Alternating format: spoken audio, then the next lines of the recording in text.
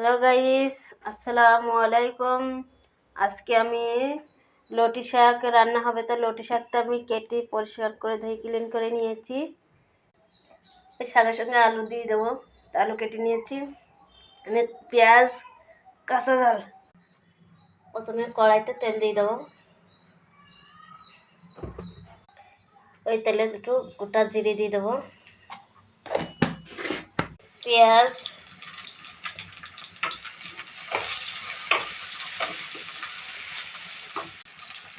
কাঁচা ঝাল,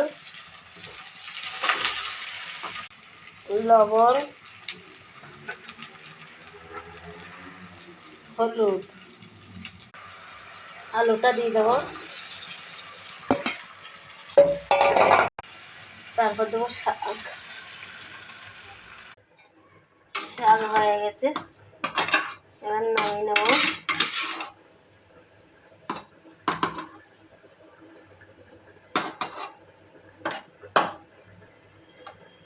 লটি শাক চচ্চড়ি হয়ে গেছে, নামিয়ে নিয়েছি। দেখেন বন্ধুরা কেমন হলো শাক।